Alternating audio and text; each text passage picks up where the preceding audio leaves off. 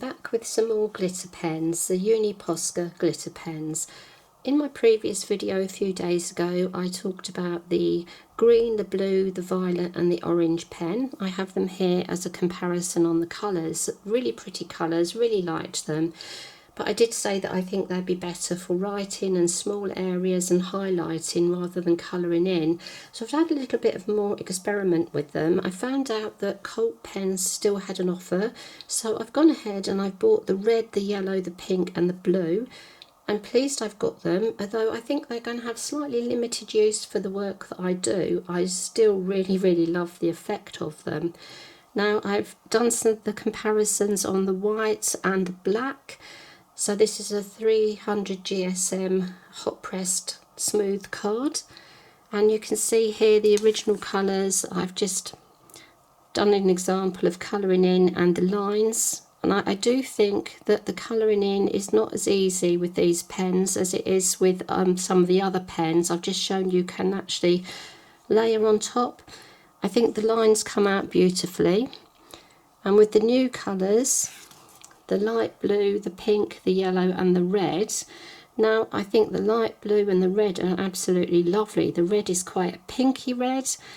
I found that the yellow is a little bit patchy when you're layering up. I'm not sure if you can see that there, but there's something very odd going on with the pink. Now it's beautiful as a line, but when you start to colour and layer up, there's an undertone coming through which looks sometimes beige and sometimes a sort of silvery grey. So I'm not really sure what that is. I've given the pen a shake and reactivated it, and the same thing happened again. So I'm not really sure why that is, but it did put me off the pink a little bit. You can see it worked. The pink came out a lot nicer on the dark card, and as a plain line it's really pretty, but you don't get quite as much coverage when you're colouring a larger area as you do with the Posca metallic pens. And here I've done the little fireworks starburst. You can see that the yellow pen actually comes out very gold coloured on this black card. Very pretty.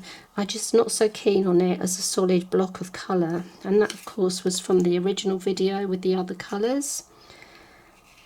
And I've just done some little stars here which you can actually see I've done all of the colours. So this is 2 layers of the pen, and most of them do layer up quite well. There's a little bit of trouble with the yellow again here, but the pink is very patchy. I couldn't really sort that out, and it did really put me off the pink, but then when I look at just the plain lines, it's really pretty. So I think from what I've said before, I really would stick to using these for greetings cards, adding little highlights, and I think they're going to look really beautiful in a journal. And if you do want to use something that's a bit shiny to cover a larger area, I would get the Posca, the brush pen, which gives lovely sheen. It's not glittery, but it's a lovely sheen, and that works well on black and white. And that's the Uni Posca PCF 350 brush pen. I very much do love using the brush pens. It's so easy to colour with them. Some of the other Posca pens with the wider nibs, they do come in metallic colours as well, so you could try them. Now maybe other people will get on better with colouring in than I did. I'm not quite sure why I did have a bit of a trouble colouring in with the larger areas, but I say with two layers they did work out really well. But I wouldn't want to colour a really large area with them. I think they really are better for smaller areas, highlights. Really looking forward to using them in my journals. They are just such pretty colours when you use lines and writing. So check out the other video I did on the first 4 pens where I talk a little bit more about them in general.